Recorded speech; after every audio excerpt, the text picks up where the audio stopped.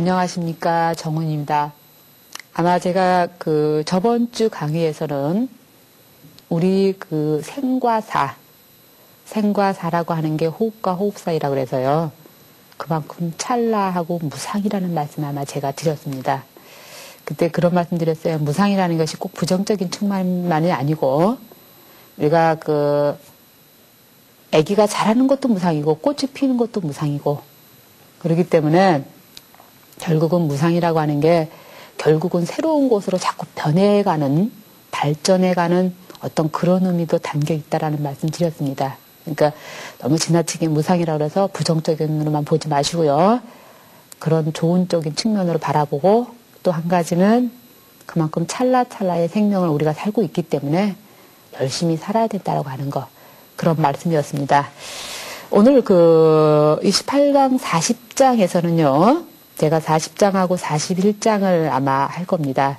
근데 오늘 내용도 정말 참 좋아요. 아마 그런데 아마 그러실 거예요. 제 강의를 많이 들으신 분들은 저 스님 맨날 하는 패턴이 똑같은 말이라고 아마 아실 거예요. 하는 부분마다 그런 말씀을 참 많이 드렸거든요. 아마 제가 할 때마다 그러셨죠? 그런데 저는 모르겠어요. 할 때마다 그 부분을 대하면은, 이거 너무 좋다. 그리고 또 그 다음 부분 나오면 또 그런 말씀 똑같이 저도 하거든요. 그래서 제가 알아요. 해놓고도, 이 말 저번에도 했는데 싶은데, 그냥 하는 말이 아니고요. 오늘 내용도 한 번쯤 우리가 너무너무 잘 알고 있으면서도 행이 따라오지 않는 그런 얘기입니다. 자, 일단 40장 원문을 하겠습니다. 불언 사문행도 무여마우 신수행도 심도불행 심도약행 하용 행도라 했습니다. 이 내용은요, 해석해드리면, 불언 부처님께서 말씀하셨다. 사문학도, 사문이 도를 배울 때에는 행할 때 어떤 거와 같냐면은 마우와 같아서는 안 된다라고 했습니다. 여기서 마우라고 하는 게 뭐냐면은, 내가 이렇게 도를 행하는데 어떤 뜻이냐면은, 무슨 말이냐면은, 억지로 말이, 소가, 이렇게 돌술에, 뭐라고 해야 되나, 저는 시골에서 안 살아갖고 정확하게 이런 건 잘 모르는데, 왜 이렇게 맷돌에 이렇게 묶여있어 소가 이렇게 돌무로 인해서 뭘 갈아지게 하는 그런 연자돌이라고 그러나? 제가 요거 잘 모르겠는데. 아무튼 그런 거죠. 이게 의미는 알겠는데, 제가 요거는. 근데 이게 억지로 도는 거예요, 소가. 내가 돌고 싶어서 도는 게 아니고, 억지로 돌 수밖에 없고. 또 이렇게 생각할 수도 있어요. 밭을 가는데, 이 농부가 밭을 갈게 해야 되니까 소를 채찍질해요. 근데 소는 안 가고 싶은데 채찍을 맞아야 되니까 어쩔 수 없이 갈아야 되는 거야. 가는 거. 지금 부처님께서 지금 그 말씀하셨어요. 도를 행할 때 그런 마음처럼 하지 말아라, 이 소리입니다. 그렇게 생각하지 말아라. 신수행도, 몸은 비록 도를 행할지라도 심도 행을 마음으로는 행하지 않는 것과 같느니라 했습니까? 그러니까 몸이 내가 이렇게 억지로 붙어 있으면은 결국은 그렇게 한다고 해서 도를 닦는 것은 아니다라고 합니다. 그래서 심도약행 하용행도라. 만약에 내가 도를 닦고자 할 때는 진정으로 마음이 우러나와서 내가 꼭 정말 도를 닦아야지. 그런 마음이 우러나온 마음을만 갖고 있다면, 그런 신심이 충만하고 내 원력만 대단하게 갖고 있다면, 하용행도, 결국 무슨 뜻이냐면, 도를 굳이 닦을 것도 없다, 이 소리입니다. 그러니까 내 마음이 여기서는 두 가지 의미 있어요. 쟤는 그렇다고 생각해요. 여기서는 육신보다도 마음이 얼마만큼 무장이 되어 있느냐. 내가 수행하겠다고 무장이 되어 있어야 한다는 것하고, 두 번째는 진심으로 수행하고자 하면은 마음에서 우러나와서 정말 신심으로 살아야 된다라고 하는, 저는 이 두 가지 차원으로 좀 봤습니다. 그래서 일단은 40장 내용이 두 가지 차원이지만은 가장 큰 테마로 얘기한다면 행보다도 내 마음이 일단은 그 유심론 쪽으로 저는 이 부분을 아마 초점을 맞춰보겠습니다. 원효대사도 당나라로 유학을 가기 전날이었죠. 아마 그 갈 때였죠. 중국 그 당황성 근방에서 하룻밤 그 동굴에서 주무시고 나서 목이 너무너무 말라서 물을 먹으려고 이렇게 찾았는데, 잠결에 찾았는데 물을 너무너무 맛있게 먹었어요. 너무너무 그 물이 달아서 아주 막 목마른 김에 먹고 나서 이제 잠결에 너무너무 물이 맛있다 하고 주무셨어요. 그리고 그 다음날 먹었던 그 바가지 물인라고 생각하고 바가지를 찾아봤더니 바가지가 아니고 해골이었습니다. 사람의 해골. 그러니까 거기 먹었던 물은 진짜 물이 아니고 사람이 썩었던 우리 인간의 그 오만 인간의 그 더러운 오물이죠. 쉽게 얘기하면은. 근데 아마 제가 이 말씀을 할 때도 아마 아유 되게 더럽다고 하시겠지만 다 가지고 있습니다. 저 말을 듣고 계시는 분들도 오물 덩어리를 가지고 있는데 우리 인간이. 그러니까 그거를 이 원효선사가 그냥 갑자기 그게 물이 진짜 물이 아니었고 해골물인 걸 아시고 막 구토를 하셨어요. 그렇게 하시고 나서 막 하고 아차 싶었던 거예요. 원효 스님께서. 아마 다 아시는 얘기죠. 초등학교 때 다닐 때도 아마 들어본직한 국사 시간에 하라는 얘기인데 그때 원효 스님께서 아차 싶은 생각을 하시면서 무슨 생각을 했냐면은 심생즉 종종법생. 내 마음에서 일어나고 마음이 일어나면은 모든 법이 모든 만물이 생하는 거고 심멸즉 종종법멸이라. 내 마음이 멸해 있으면 모든 것이 멸해 있다는 소리죠. 결국은 내 마음이 어떠느냐에 따라서 모든 것이 보이는 거예요. 우리 그런 얘기 많이 하잖아요. 아는 만큼 보이고 내가 알고 있는 만큼 사랑한다라는 표현도 있거든요.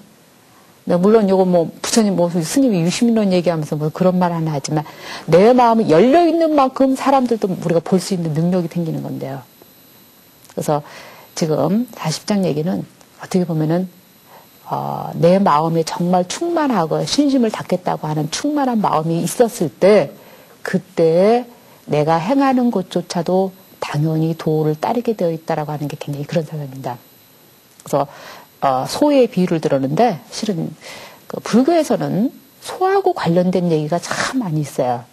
심우도라고 하는 것도 보면은 그 마음을 찾아가는 얘기인데 그 마음 그림이 심우도 뭐냐면은 소가 막 망나니처럼 막 뛰고 움직이고 이런 것도 우리 인간 마음이 막 그 번뇌로운 걸 표현하거든요. 그리고 소가 막 길들여져 갖고 유순한 거는 우리 인간 번뇌가 사라지고 마음을 잘 가라앉힌 수행이 잘 된 상태를 얘기합니다. 그런 것처럼 이 소에 관련된 비유가 굉장히 많이 있습니다. 그런 거 있다라고 하는데 가장 대표적인 얘기가 그 중국 당나라 때 마조라고 하는 스님이 계셨습니다. 근데 이 당나라 때 마조는 아마 제가 이 42장경 하면서도 몇 번 거론을 아마 하셨어요. 몇 번 제가 했습니다. 근데 이 마조, 당나라 때 마조는 우리 지금 조계종의 육조해능과 이 다음으로 아마 가장 우리 조계종을 일으키다기보다도 조계종을 지금 형성할 수 있는 가장 주요 인물 중에 한 분이세요. 육조해능의 법을 이은 사람이 남학해양이고 남학해양의 법을 이으신 분이 마조선사거든요. 우리가 한국 불교가 조사선이다, 조계종이다, 조사선이란 말을 표현하는데 조사선의 선구자라고 할 수 있는 분이 이 마조입니다, 실은. 어쨌든 간에 이 중국 당나라 때 이 마조선사는 지금의 한국 불교를 일으키는 거, 그 다음에 지금 중국의 선을 일으키는 데도 대단한 인물이신데 이분이 수행하실 때 일화가 있어요. 어떤 일화냐면 마조 스님의 남학 스승이신 남학해양 스님이 어느 날 이제 마조가 참선한다고 떡하니 앉아 계셔요. 그때 남학 스님이 와갖고 마조가 제자가 수행하고 있는데 앞에서 이 벽돌이 있어요. 큰 뭐 벽돌이 아니고 귀화라고 할 수 있겠네요. 이렇게 귀화를 벅벅 갈아요. 그러니까 마조가 스님 도대체 뭐 하십니까? 라고 물어요. 그때 남학해양이 뭐라고 얘기했냐면 내가 이거 지금 귀화를 열심히 갈아갖고 거울을 만들려고 그런대요. 그러니까 이 마조 스님 뭐라고 했냐면 아이고 스님 어떻게 기와장을 갈아서 거울을 만들 수 있는가? 있을 수도 없는 얘기죠. 딱 그렇게 말씀하셔요. 그러니까 남학해양 스님께서 뭐라고 했냐면은, 그렇다면은 기와장을 갈아서 거울이 될 수 없듯이 자선만 한다고 해서 부처가 될 수 있느냐 이러면, 앉아서 무조건 자선하고 있다 그러면 부처가 될 수 있느냐 이렇게 묻습니다. 그러니까 마조 스님이 그러면 자선만으로 안 된다면 어떻게 해야 부처가 될 수 있습니까? 참선해서 수행할 수 있습니까? 라고 그래요. 그때 남학 스님이 뭐라고 했냐면은, 과연 이렇게 소가 수레를 이렇게 끌어요. 그러면은 수레가 안 가고 있어요. 예를 들어서 그러면 수레가 달려야 되는데, 그러면은 달려야 되는데 뭐를 때려야 가느냐? 소를 때려야 되느냐? 마차를 때려야 그 수레가 갈 거냐? 수레 물어요. 누굴 때려야 되겠습니까? 소를 때려야 마차는 당연히 따라오는 거 아니겠습니까? 그쵸? 일반적으로 생각할 때. 그때 이런 말씀하셔요. 그러면서 남학해양 스님께서 뭐라고 하시냐면, 자네가 지금 앉아서 무조건 좌선만 한다. 앉아서 좌선이라고 하는 것은 왜 가부좌를 들고 앉을 때 그게 좌선입니다. 그런 뜻인데, 그러면은 좌선만을 익히고 있는 건지 앉아있는 부처를 되려고 익히는 건지 모르겠다 그래요. 그래서 좌선을 익히는 중이라고 하면은 참선하고 수행이라고 하는 것은 무조건 앉아만 있는 것이 아니고, 또 좌보를, 앉아있는 부처님 계시죠? 앉아있는 좌보를 익히는 중이라면은 부처라고는 서 있는 것만은 아니다. 서서 있을 수도 있잖아요. 우리가 서서 이렇게 서서 계시는 부처님 계시는 입상이라고 그래서 그것만 아니라고 했습니다. 그러면서 지금 그런 말씀에 이렇게 대화가 있으면서, 이러므로 이런 대화를 통해서 마조 스님이 깨달음을 얻음으로써 큰 수행자가 될 수 있었습니다. 여기서 그 마조 남학해양 스님께서 처음에 얘기했던 그 말하고, 아니 그 수레하고 소 얘기입니다. 소라고 하는 것은 사람 마음에 해당되고, 마차라고 하는 것은 우리 인간의 육신에 해당되습니다. 그러니까 과연 그 비유 중에는 내가 육신을 먼저 전성을 해야 되느냐, 건강해야 되고 했냐, 아니면 마음이 먼저 중요하느냐 이런 얘기입니다. 그래서 불교에서는 좀 지나치게 유심론 사상을 강조하는 것은 실은 좀 사상입니다. 지금 여기서도 보면은 지금 우리 40장 얘기도 마음이 있어야 행이 따라온다 해서 굉장히 유심론적인 차원에서 얘기하는 것은 맞습니다. 근데 제 개인적인 소견 입장에서는 지나치게 수행 차원에서는 마음을 강조하는 쪽은 있지만, 가는 거고 우리 스님들 보고 일반 속인들 사는 것도 우리가 마음만 강조해서는 또 안 된다는 생각이 들어요.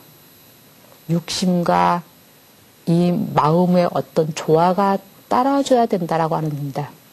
근데 여기서는 수행 차원에서 얘기하는 거기 때문에 지금 어떤 마음에 관한 견고한 신심이 견고해야 된다라고 하는 그런 차원에서 봤으면 했습니다. 또 지금 마조 스님하고 남학해양 선사하고 이 얘기를 조금 이제 연이어서 하면은, 연이보다도 비슷한 얘기를 말씀드리면은, 우리나라의 해월이라고 하는 스님도 대단하신 스님이셨어요. 경호 스님의 제자이니까. 해월 스님께서 파계사에서 요 근래 얘기가 아닙니다. 거의 한 7, 80년 전 일이죠. 계시는데 어느 성객이 이렇게 왔어요. 와갖고 큰 스님이니까 찾아와서 이제 뭔가 배우려고. 너 왜 왔느냐 이랬어요. 그러니까 부처가 되려고 왔습니다. 라고 합니다. 그러면 해월 스님이 뭐라고 하시냐면, 참선이라고 하는 것은 앉아서 하는 거느냐 서서 하는 거냐 이렇게 물어요. 그 말도 안 되는 얘기죠. 당연히 우리가 참선한다면 앉아서 하는 좌선을 얘기하니까. 그러니까 이 수행자가 참선이라고 하는 것은 스님 앉아서 하는 거죠, 서서 하는 거겠습니까? 라고 이렇게 물어요. 아니 그렇게 대받아 말을 해요. 그러니까 해월 스님이 이 말은 뭐 해도 되겠죠. 뭐라고 얘기했냐면, 그놈의 부처는 말이지 다리 병신만 있나 보다고 다 앉아만 있으니, 그런 말씀하셨거든요. 이 의미를 이해하시겠죠. 그러니까 우리가 수행이라고 하는 것은 굳이 앉아서만 하는 것만이 아니고 얼마든지 서서 행주자 어무똥종 속에서 할 수 있는 거고, 또 행주자 어묵동정을 일으키고 있는 그 근원이 우리 인간의 마음인데 그 마음 덩어리를 얼마만큼 잘 다스려야 우리 수행도 완성이 될 수 있고 내 육신까지도 잘 조복할 수 있다라고 하는 의미가 담겨 있습니다. 물론 또 그 위에 또 좋은 의미가 있는데 제가 또 그만큼 수행이 안 되니까 여기까지밖에 표현이 안 됩니다. 그리고 또 재미난 일화가 있어요. 여기까지만 하면 항상 그 재미난 일화가 아주 가끔 저도 뜨끔뜨끔하게 생각나는 얘기인데, 그 우리나라 그 일부 그러니까 공사가 되기 전에 그러니까 북한하고 이 금강산에 마하연이라고 하는 선방이 있습니다. 유점사 선방이라고 그런 것 같은데 물론 제가 지금 가보질 못했으니까. 근데 이 마하연이 선방인데 그 당시에 옛날에 일제 때만 해도 스님들이 100명 이상이 그곳에서 참선을 하셨답니다. 그 정도로 큰 도량이었답니다. 그래서 직접 뭐 본 게 아니어서 장담을 못 하겠는데 큰 스님들 말씀에 의하면 뭐 그 당시 일제 때만 해도 수행자가 바글바글하게 많았다 뭐 이렇게 표현을 하시더라고요. 근데 그 금강산 마하연 밑에 그 온천이 하나 있었는데 그 온천장 주인이 그 당시 옛날에 불교 신자였대요. 그래서 스님들이 이렇게 오셔서 목욕을 하시면은 목욕비를 안 받고 그냥 이렇게 보내주시 그랬나 봐요. 이 온천장 주인이 신심이 많아서. 근데 어느 날은 강의를 하시는 강사 스님이죠. 강사 스님 한 분이 마하연에 이제 계시다가 목욕을 떡 하고 온천장에서 딱 나오는데 좀 미안하잖아요. 좀 목욕비도 안 내고 좀 나오기도 뭐 멋쩍고 좀 뒤통수가 좀 따가우니까 주인한테 아유 온천장 주인 내가 아주 목욕을 너무너무 잘했다고 그냥 아주 그냥 몸이 깨끗하고 좋다고 아주 시원하다고 이렇게 말씀을 해요. 근데 온천장 주인이 떡하니 그 말을 듣고 나서 한다는 말이 뭐라고 말하냐면 스님 몸은 육신은 목욕을 해서 시원하고 깨끗해서 좋은데 내 마음이 더러울 때는 무엇으로 씻어야 됩니까? 라고 이렇게 묻습니다. 아마 대답하실 말씀이 있으시죠? 다들. 과연 한 번 더 생각해 보세요. 육신이 더러우면 물로 씻지만 마음이 더러우면 무엇으로 씻을 것인가 말이죠. 그때 이 강사 스님께서 아무 대답도 말 못하셨대요. 그래서 아무 말씀도 못하시고 이 강사 스님이 그 이후로는 열심히 참선 수행했다 그러는데 여기에 대한 답은 저도 뭐 내릴만큼은 아직 안 됩니다. 내릴 이거보다 한 번쯤 화두로서 머릿속에 한번 염두해 보시고 한번 한 일주일간만이라도 화두를 삼아 보세요. 몸은 더러우면 물로 씻지만 우리 마음이 더러우면 무엇이 쓸 수 있을 건가? 화두로 삼아 보십시오. 그 다음에 41장을 이어서 하겠습니다. 41장 내용도요. 그 전에 그 37장, 35장, 6장 뭐 그때 나왔던 어떤 그런 내용하고 비슷한 면이 있습니다. 그래서 41장은 간단하면서도요. 뭐 한 번쯤 우리가 여러 번 나왔던 얘기이기 때문에 말씀드리겠습니다.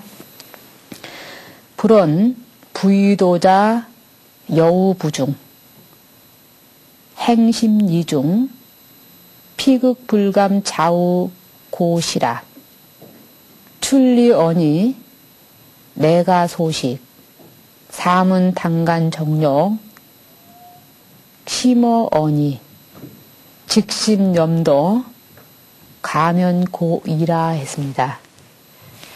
불언 부처님께서 말씀하셨다. 부의도자 대저도를 닦는다고 하는 것은 이 소리입니다. 그래놓고 뭐라고 얘기했냐면 여의부중이라 마치 소가 무거운 짐을 싣고 행심이중 아주 깊은 그 진흙밭을 가는 것처럼 것 같다.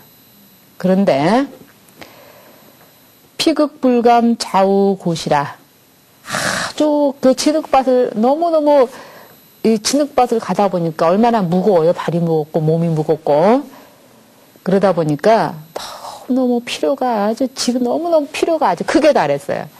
필요가 극에 달해갖고 감히 옆 좌우도 쳐다볼 겨를이 없었다 이 말이죠. 감히.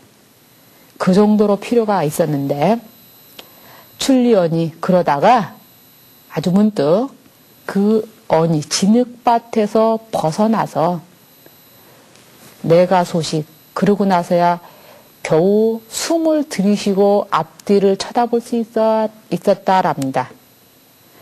지금 요걸 염두에 두세요. 그런 것처럼 이 소리입니다. 그런 것처럼 사문 당간 정욕이라 사문은 마땅히 정욕 어떤 그 이성에 관한 욕망 또 그것만 얘기하지는 않을 것 같아요. 우리 인간의 모든 추구하는 욕망들 번뇌로운 거 갖고 싶은 거 추구하고 있는 이런 모든 욕망들이 심어언이 어떠냐면은 그렇게 욕망이 강하고 이런 인간의 번뇌 강화가 언이 진흙밭보다 심하답니다. 진흙밭보다 우리 인간이 그러니 직집염도라 그러니 바른 마음을 가지고 그런 마음을 가지고 도를 사념할지니라 도만을 생각할지니라 이 소리예요. 그래서 생각한다기보다도 정확한 표현이라는 제 생각에는 관자라고 보면 어떨까 싶어요. 관할지니라 이러고요. 그래야 가면 고이라 그래야 비로소 고에서 벗어날 수 있다라고 했습니다. 이렇게 해야만요. 그러니 결국은 여기서 말하는 내용이 우리가 지금 고통막 차 있고 번뇌가 있고 욕망스럽고 뭐 가지고 싶고 뭔가 막 지나치게 욕망이 가득 찬 거는 내가 지금 그게 진흙밭에 있는 거하고 같다는 거예요. 그러니 이 진흙밭을 내가 벗어나는 것을 잘 관하여서 그런 고준 마음으로 내가 도만을 생각하면은 그 진흙밭에서 벗어날 수 있다는 거죠. 그러니 그럴 때야 다만 피로써 고에서 벗어난다. 고에서 벗어난다는 소리는 결국은 우리가 해탈할 수 있다는 의미거든요. 결국은 그때서야 해탈할 수 있다는 얘기죠. 그러니 아마 이런 표현도 돼요. 아무리 이 세상이 혼탁하고 힘들지라도 내가 수행하겠다는 굳은 마음을 가지고 진흙밭 같은 세상이라도 굳은 신심만 가지고 내가 도만을 열심히 수행한다면은 닦고 생각한다면은 거기서 고에서 해탈할 수 있다. 벗어날 수 있다. 지금 그런 의미를 지금 41장 내용이라고 볼 수 있겠습니다. 근데 요런 내용은 지금 41장 내용은 그 전에 참 많이 나왔었어요. 뭐 이와 비슷한 표현이 뭐 너무 많이 나와서 뭐 이제는 말씀을 안 드려도 뭐 그러셨어요. 근데 그만큼 불교에서는 그 고를 벗어나는 것 자체를 굉장히 강조를 많이 하셨는데 특히 초기 불교에서는 이제 41장도 그렇습니다. 41장 내용도 내가 이렇게 나 자신이 무상하고 나 인간의 몸뚱이가 무상하고 내 인간이 고통스럽고 이런 거를 관하라고 하는 표현이 많이 나옵니다. 그러니까 관하라는 말이 쉽게 얘기하면 참선수행에 빠질 때처럼 화두에 관해서 몰두하라는 의미입니다. 사실은. 그런데 그런 것처럼 초기 불교 선정에서 산엄처에도 보면은 신수신법이라고 해서 내 몸뚱아리가 부정하고 그다음에 받아들이는 게 있으면 고고 이 세상이 무상이라는 거 아는 것을 그걸 여실하게 관할 줄만 알면은 우리가 수행해서 완성에 이룰 수 있다라고 하는 우리 표현이 어떻게 보면 초기 불교의 그런 관의 의미 어떤 그런 의미가 볼 수 있습니다.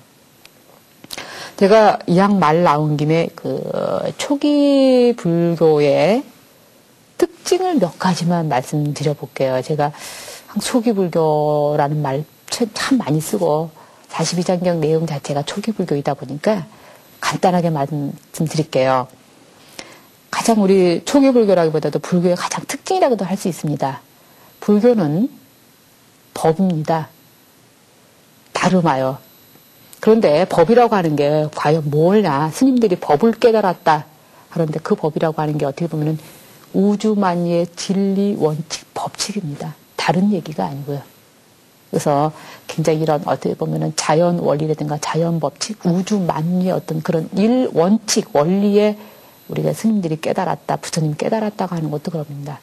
그래서 부처님이 깨달았다고 하는 것도 연기설도 그런 의미잖아요. 모든 것이.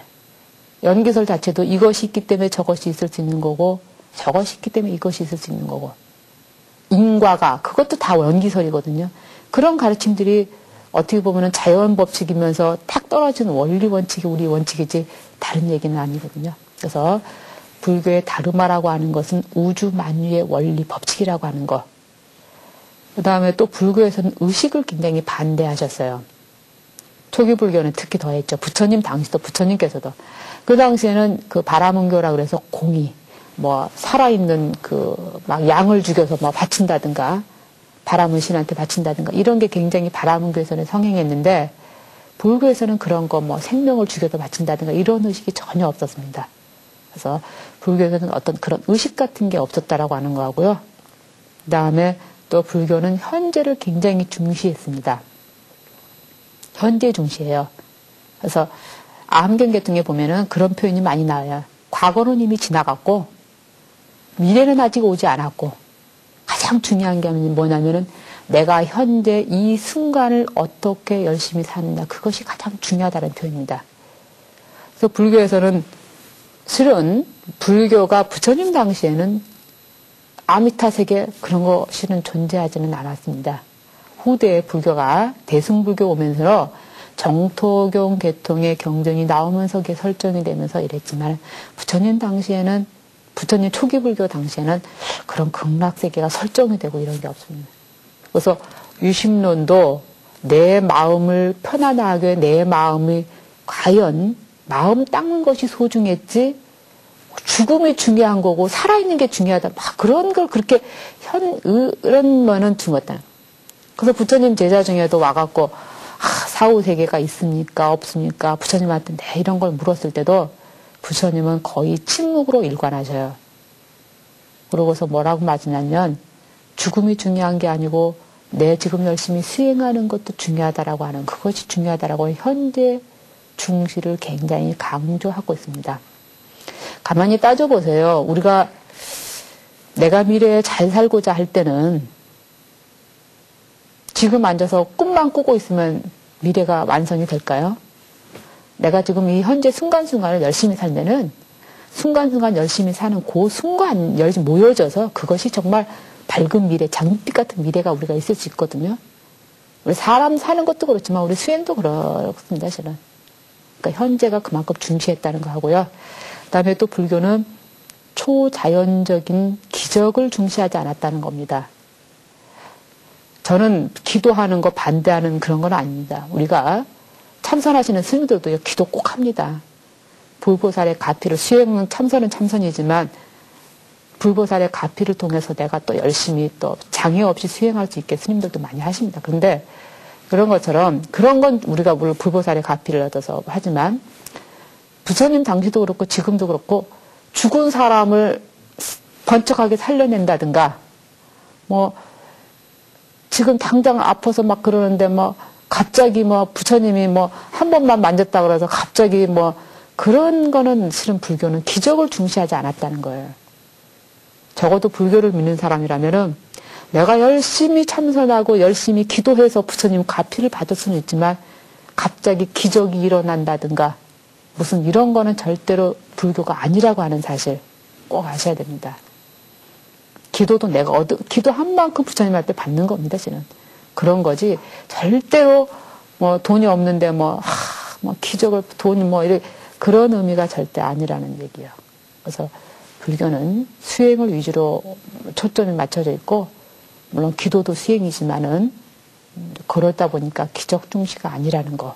그래서 제가 간단하게나마 그 42장경 자체가 초기 불교이다 보니까 그 41장 내용이 수행해야 되고 관해야 되고 고를 관해야 되고 내 육진을 관해야 되고 이런 얘기가 나와서 제가 간단하게 말씀드렸어요. 다시 한번 정리하자면 불교는 법을 다르마, 진리, 우주 만유의 법칙이라는 거 하고요.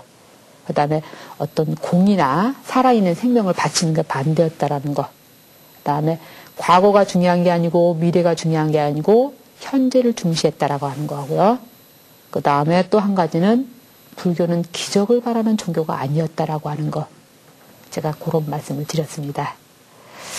다음 주에는요, 42장경의 마지막 강의가 될 것 같습니다. 그래서 다음 주 회항하는 강의 때 꼭 또 한 번 만나 뵈었으면 하는 바람입니다. 그러면은 오늘 강의는 이만 마치고요. 다음 주에 또 뵙겠습니다. 성불하십시오.